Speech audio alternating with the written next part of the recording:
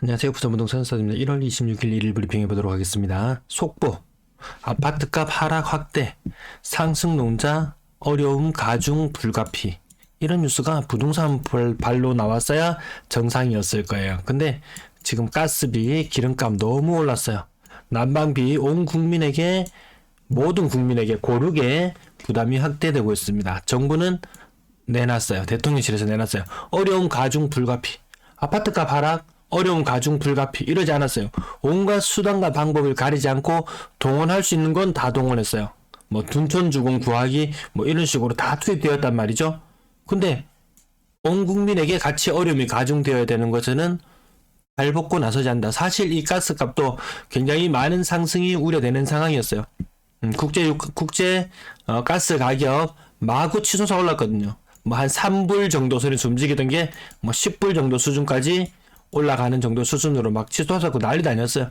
그래서 유럽에 있는 각국들은 이 값싸게 가스를 구하기 위해서 발벗고 나섰어요. 근데 우리는 발벗고 나서지 않았어요. 왜? 뉴스에 나오는 걸 못 봤거든요. 그 말인즉슨 그냥 비싸면 어쩔 수 없다. 상황이 이러니까 비싸게 사는 거야 라고 사면 국민들에게 전가시키면 된다고 생각했나 봐요. 근데 우리 집 가스비도 올라서 지금 좀 빡쳐 있거든요.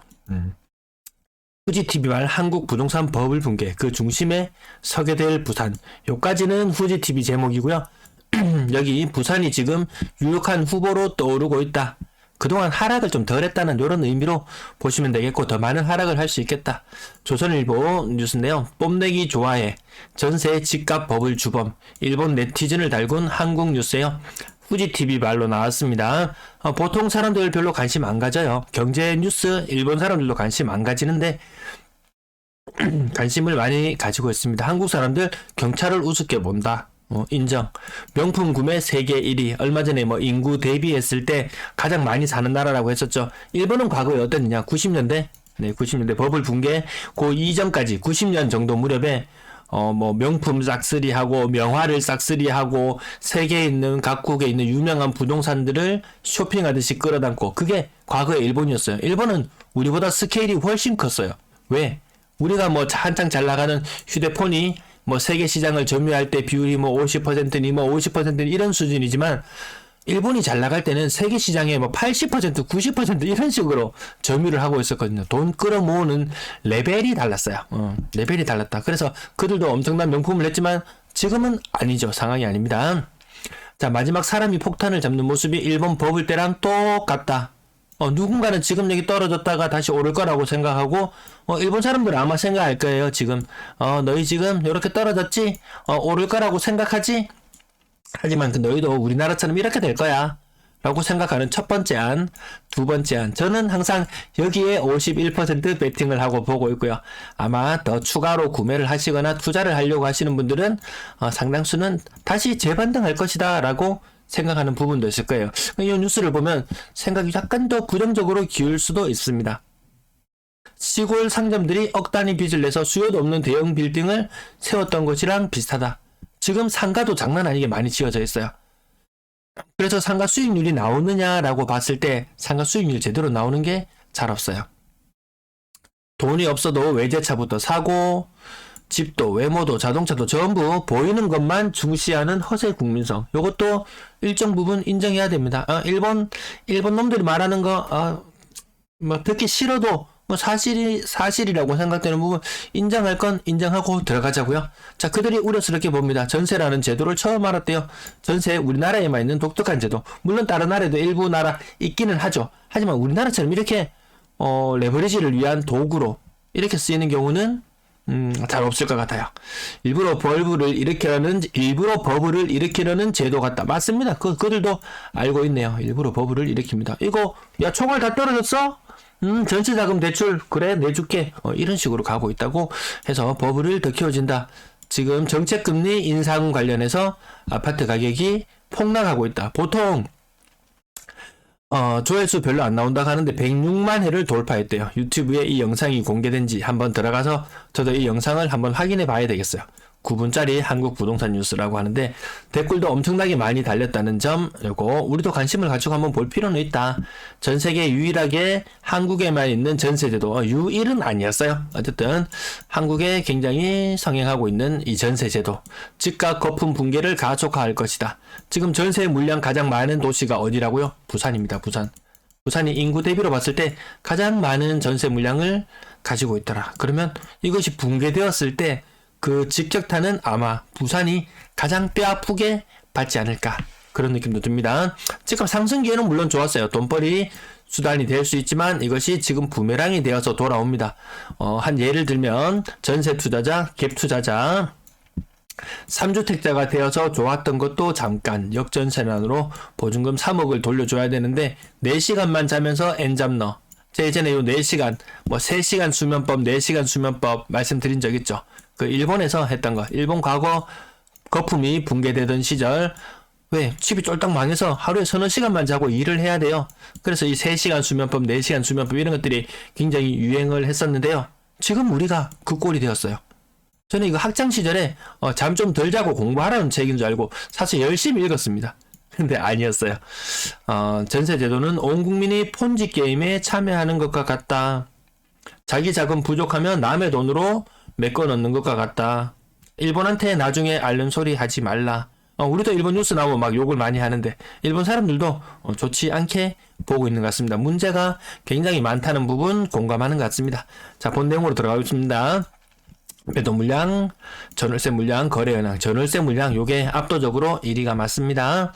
자, 매도 물량 많은 큰 폭으로 감소했습니다. 작년, 재작년도 보면은 설날 이후로 큰 폭으로 감소했어요.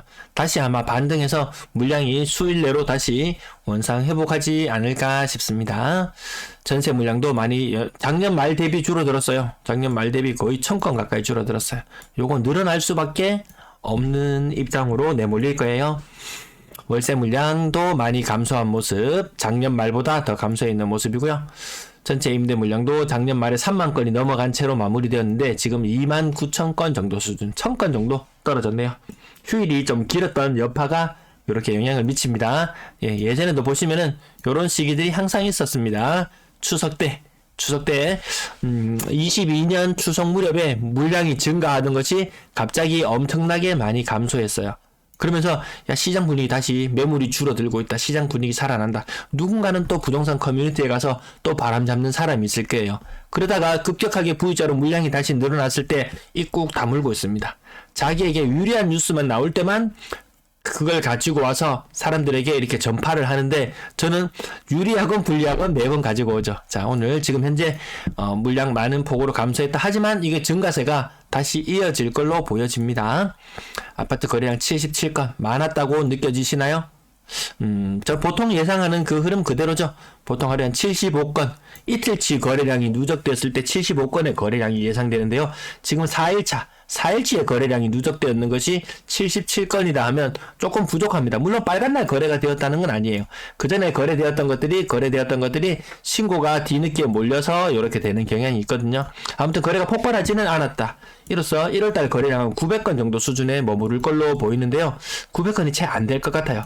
근래 흐름을 보시면 아시겠지만 요때 초록색 덩어리 1175가 지금 12월에 확정 거래량으로 보통 일반적으로 나와줬었거든요. 근데 지금은 그 격차가 이번 달 신고 다 돼봐야 한 1000건 정도 거래밖에 안 돼요. 요 차이가 한 170건 정도 차이가 벌어집니다. 그전 달에는 60건 정도 차이였거든요. 요 두 개의 차이가. 그전에는 요 두 개의 차이가 50건 정도 차이. 그전에는 여기 40건 늘어났기도 하고 플러스 40건. 큰 차이가 없었는데 이번에는 차이가 제법 큽니다. 어쨌든 거래량 12월에 그래도 1200건 정도에 육박할 걸로 보여졌는데요. 12월에 그래도 여기도 거의 한 1000건 정도 수준에 머무르겠고요.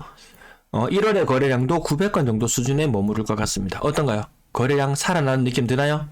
조정 대상 지역 해제했을 때 한 달 반짝 효과 있었네요. 그리고 효과 없습니다. 여기 11월 달도 거래가 조금 늘어나는 것처럼 보였었는데요. 생각보다 거래 취소 건수가 좀 있었나봐요. 딱 조정 대상 지역 해제 효과 딱 한 달. 대규모 규제 해제 효과 한 달? 한 달도 안 내려갔다. 2월달, 3월달 아직 흐름은 조금 더 지켜봐야 될 필요는 있을 것 같은데 아무튼 부산이 가장 그 중에서 다른 광역시들 중에서 가장 취약한 듯한 느낌. 자, 자, 삼익빛이 대형 평형들도 지금 20% 정도 하락한, 20% 이상 하락해서 거래가 이루어지고 있는데요. 사실 지금 이 가격에 들어가서도 별로 뭐 수익성이나 이런 것이 담보되지는 않을 것 같아요. 그 금융 비용이나 이런 것들 치르고 나서 그것도 시간적인 부분의 손해까지 또 감수해야 되니까 그것이 지금 들어가는 투자자 썩 매력적으로 보이진 않습니다. 코롱하늘채 골든비치 48평형 가격 25% 정도 빠진 모습. 9억 5천. 승수도 얼추 비슷하죠. 해운대 자이 2차 1단지 요거 많이 빠지더라고요. 걸려들어서 14억 8천까지 갔던 것이 8억 6천. 야, 거의 반토막 느낌 납니다. 거의 반토막 느낌 납니다. 근데 이게 뭐시라고 14억 8천까지 갔었냐? 정말 일본 사람들이 보고 느끼기에도 야, 이거 한창 거품이다. 버블 붕괴. 아파트 일본 그 뉴스에서도 아파트 가격 하락이라고 뉴스가 나오지 않았죠. 버블 붕괴라고 했어요. 아마 우리도 알고 있을 거예요. 다만 내 차례가 아니기를 내까지는 무사히 탈출하고 그 다음에 어떻게 되겠지라고 생각했을 텐데 그게 쉽지 않더라는 거죠. 왜? 일시적 1가구 2주택 요거 세금적인 측면에서는 아주 매력적입니다. 요거 언제 도입되었다고요? 요거 김영삼 정부 때 도입되었어요. 사실 그 전부터 있기는 있었어요. 그 전부터 있긴 있었어요. 왜? 결혼이나 뭐 상속이나 이런 독특한 경우에 있었는데 새 아파트가 잘 안 팔리고 이런 현상이 있었잖아요.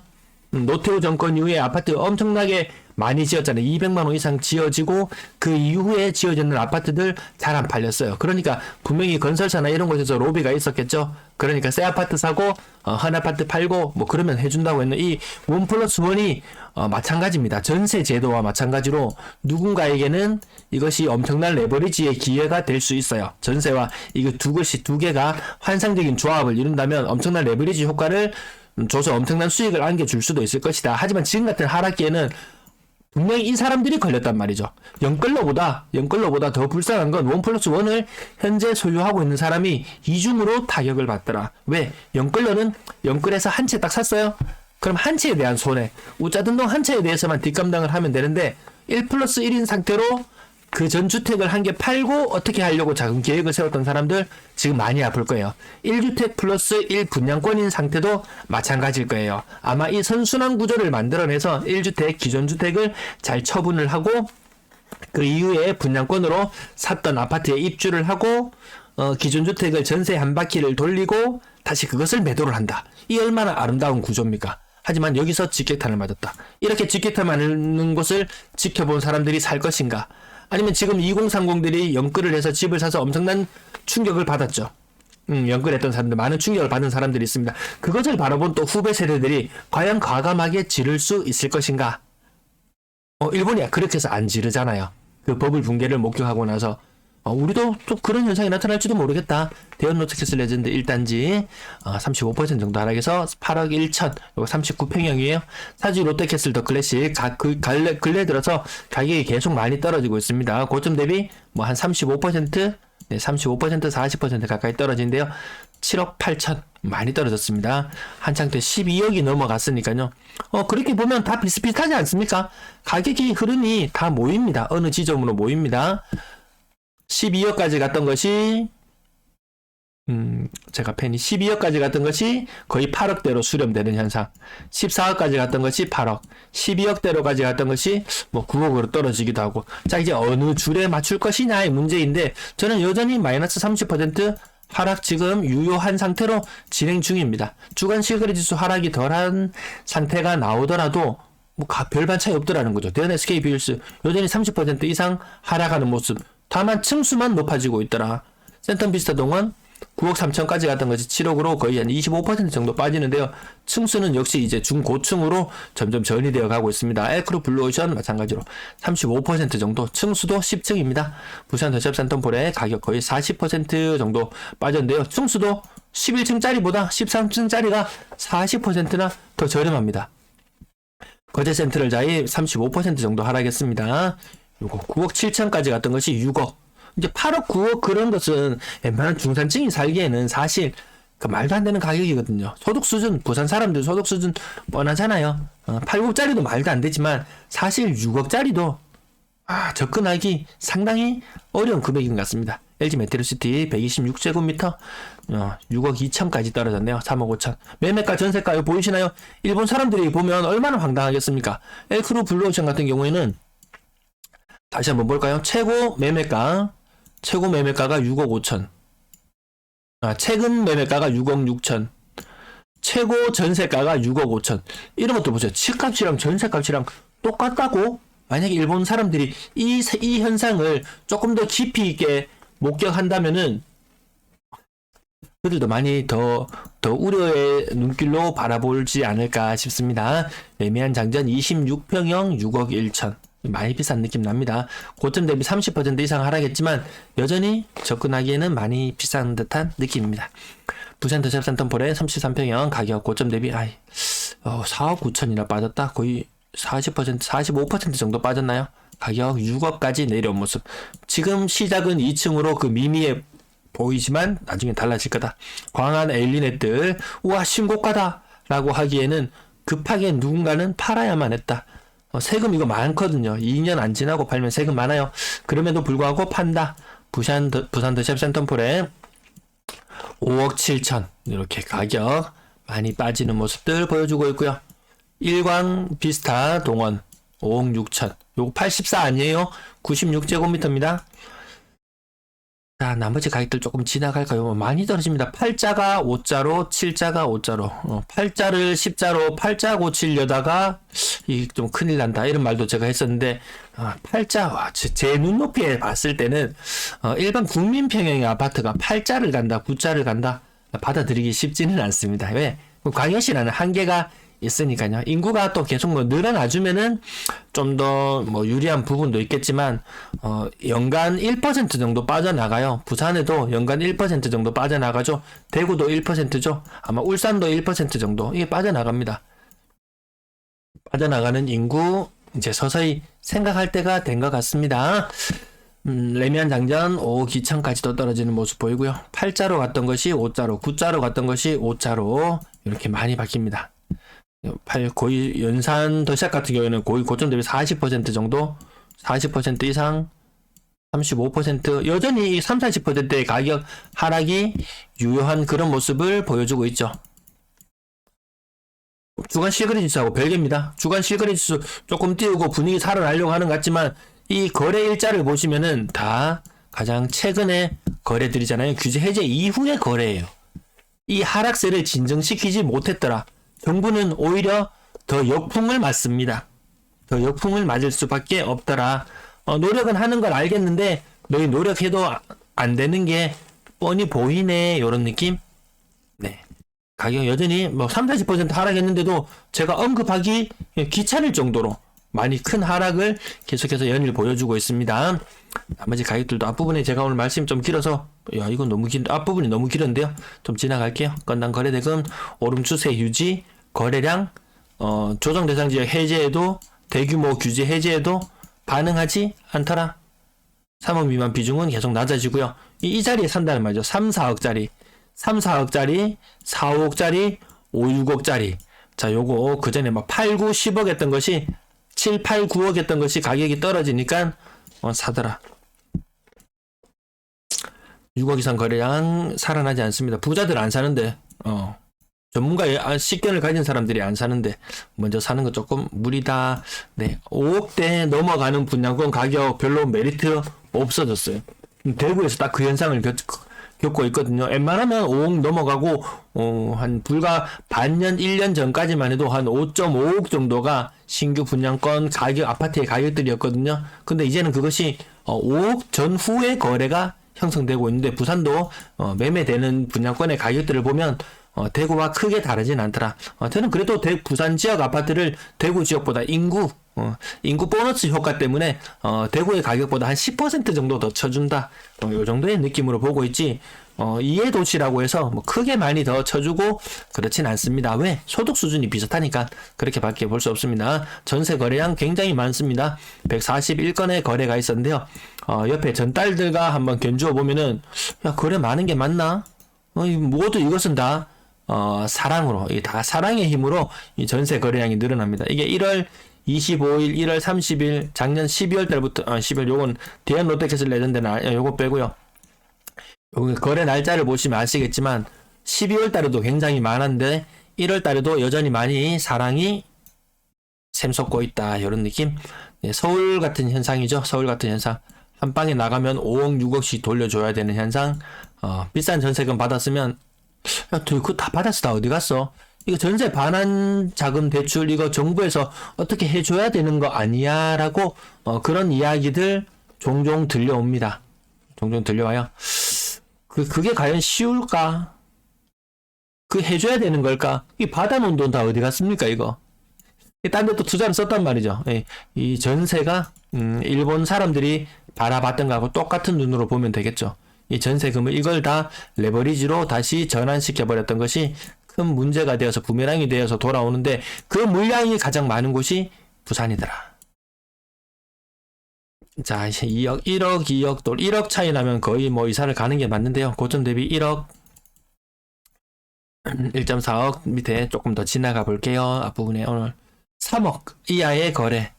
어이구, 제가 3억 이하의 거래들 이렇게 찾아보면요. 고점 대비 1.2억, 2억, 조금 돌려줘야 되는 거 빼고 2.1억, 사랑으로 얘는 좀 근래 들어서 좀 비싼 느낌이고요. 기본적으로 1.5억, 1.8억 웬만큼 이렇게 돌려줘야 되는 상황들이 계속 발생한다.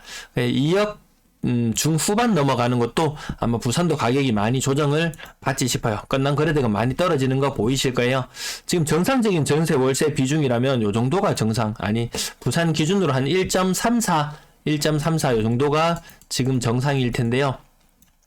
지나치게 낮게 나왔을 때는 임대 아파트 월세가 많았고 지금처럼 지나치게 높을 때는 임대 아파트 전세 거래가 많아서 그런 부분. 평균 전세 가격도 지금 이렇게 많이 안 떨어졌을 텐데 한 2억 3천만 원 정도 수준 될 거예요. 2억 3천만 원. 근데 사랑 때문에 이렇게 가격이 많이 떨어져 보인다라는 부분. 최고 전세가 대비 전세 가격은 50%가 이상적이라고 말씀드렸었는데 현실은 70%, 80% 거래가 많다고 말씀드렸어요. 근데 그렇게 말씀드리고 2, 3개월이 지났을 때 지금은 최고점 대비 전세 가격이 60에서 70으로 조금 늦게 반영이 되네요. 아파트 매매 가격 하락하는 것 대비 금리 오른 것 대비. 그래서 금리가 오르고 나면 집값이 하락하는 것은 뭐 1년 후부터, 그리고 뭐 전세 가격이 이런 것들이 반영되는 것이 몇 개월 후부터라는 이야기가 나오는 것이 이 시차가 있다는 것이 여기에서도 여실히 보여집니다. 사실 금리 오른 부분 바로 반영이 된다면 전세가가 바로 떨어져야 되는데 안 떨어지더라고요. 제가 지금 원유 모를 고열 때문에 제가 지금 이렇게 말을 많이 하고 있어서 될 때가 아닌데, 네, 좀 방송 시간이 좀 뒤죽박죽 되더라도 조금 늦게 업로드가 되더라도 좀 양해를 부탁을 드리겠습니다. 월세 거래 110건, 아까 전세 거래 145건. 이게 사랑의 힘이 굉장히 컸기 때문에 사실 따지고 보면 전세나 월세나 최근 거래 비중은 그냥 뭐 1대1 정도. 그게 지금 정말 전세가 이대로 소멸되는 것인가? 과거에는 투자자들, 상승론자들이 많이 이야기를 했어요. 야, 전세 시장 다 소멸시켜버려. 모두 다 임차인에게 월세로 다 부담 지워버려 라고 이야기를 했는데 본의 아니게 그런 세월이 오고 있어요. 전세 시장에 들어가 있는 엄청난 천문학적인 금액의 자금들이 사라지고 있어요. 그게 어디에서? 부동산 투자 시장에서. 그만큼 가격은 더 위협받을 수밖에 없을 것이다. 상승론자들이 되뇌었다. 아니면 뭐 투기꾼들이 부추겼다. 그렇게 했던 것들이, 모든 것들이 지금 역으로 지금 그들을 다시 공격하고 있는 그런 모양새예요. 그래서 저는 분석할 때 누가 상승한다고 이야기했던 그 논리를 다시 반대로 되받아치니까 어떻게 되더라? 지금 거의 그런 느낌이에요. 호재도 호재가 아니고. 네, 오늘 여기까지 방송 마칠게요. 네, 긴 시간 시청 감사합니다.